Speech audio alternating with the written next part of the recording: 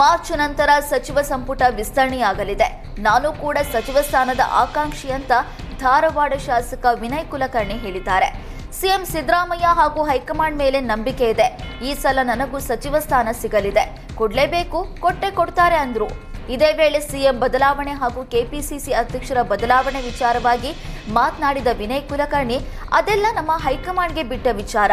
ನಾವು ಪಕ್ಷದ ವರಿಷ್ಠರು ಹೇಳಿದ ಹಾಗೆ ಕೆಲಸ ಮಾಡ್ತೇವೆ ಅಷ್ಟೇ ಅಂತ ಹೇಳಿದ್ರು.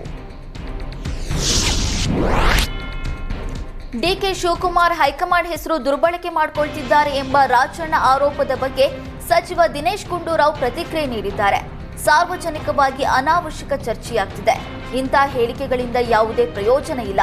ಏನೇ ಇದ್ರೂ ಹೈಕಮಾಂಡ್ ಮಟ್ಟದಲ್ಲೇ ತೀರ್ಮಾನ ಆಗಬೇಕು. ವರಿಷ್ಠರ ಬಳಿ ಹೇಳ್ಕೊಂಡು ತೀರ್ಮಾನ ಮಾಡಿಸಿದ್ರೆ ಒಳ್ಳೆಯದು. ಅದು ಬಿಟ್ಟು ಹೊರಗಡೆ ಹೇಳೋದ್ರಿಂದ ನಮ್ಮ ಪಕ್ಷಕ್ಕೂ ಒಳ್ಳೆಯದಲ್ಲ. ಯಾರು ಈ ತರ ಹೇಳಿಕೆ ಕೊಡಬಾರ್ದು ಅಂತ ಹೈಕಮಾಂಡ್ ಕೂಡ ಹೇಳಿದೆ. ಅದನ್ನ ಹೇಳ್ಕೊಂಡಾದ್ರೂ ಎಲ್ಲರೂ ಸ್ವಲ್ಪ ಶಿಸ್ತಿನಿಂದ ಇರಬೇಕು. ರಾಜಣ್ಣಗೆ ಕೆಪಿಸಿಸಿ ಅಧ್ಯಕ್ಷರಾಗುವ ಆಸೆ ಇದ್ರೆ ಏನೂ ತಪ್ಪಿಲ್ಲ. ಅಂತಿಮವಾಗಿ ಹೈಕಮಾಂಡ್ ತೀರ್ಮಾನ ಒಪ್ಪಲೇಬೇಕು ಅಂತ ದಿನೇಶ್ ಗುಂಡೂರಾವ್ ಹೇಳಿದ್ದಾರೆ. ಅನ್ನಭಾಗ್ಯ ಹಣ, ಗೃಹಲಕ್ಷ್ಮಿ ನಿಧಿ ವಿಳಂಬಕ್ಕೆ ಸರ್ಕಾರದ ವಿರುದ್ಧ ಪರಿಷತ್ ವಿಪಕ್ಷ ನಾಯಕ ಛಲವಾದಿ ನಾರಾಯಣಸ್ವಾಮಿ ವಾಗ್ದಾಳಿ ನಡೆಸಿದ್ದಾರೆ. ಸರ್ಕಾರದ ಒಳಗೆ ಗ್ಯಾರಂಟಿ ಮುಂದುವರಿಸುವ ಚರ್ಚೆ ನಡೆದಿದೆ. ಹೀಗಾಗಿ ಜನರಿಗೂ ಗ್ಯಾರಂಟಿಗಳ ಮುಂದುವರಿಕೆ ಬಗ್ಗೆ ಅನುಮಾನಗಳು ಮೂಡಿವೆ ಎಂದರು. ಗ್ಯಾರಂಟಿಗಳಿಗೆ 52,000 ಕೋಟಿ ಇಟ್ಟಿದ್ದೇವೆ ಎನ್ನುವ ಸರ್ಕಾರ ಹಣ ಕೊಡೋದಕ್ಕೆ ವಿಳಂಬ ಮಾಡ್ತಾ ಇರೋದು ಯಾಕೆ ಅಂತ ಪ್ರಶ್ನಿಸಿದ್ದಾರೆ.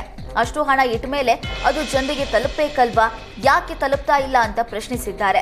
ಗ್ಯಾರಂಟಿಗೆ ಇಟ್ಟಿದ್ದ ಹಣ ಎಲ್ಲಿ ಸೋರಿ ಹೋಗ್ತಿದೆ, ಯಾರು ಸೋರಿಕೆ ಮಾಡ್ತಿದ್ದಾರೆ ಎಂದು ಸರ್ಕಾರಕ್ಕೆ ಪ್ರಶ್ನಿಸಿದ್ದಾರೆ.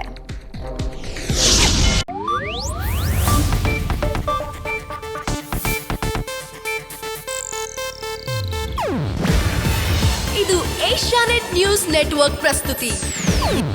ನೀವು ನೋಡ್ತಿದ್ದೀರಾ ಏಷ್ಯಾನೆಟ್ ಸುವರ್ಣ ನ್ಯೂಸ್.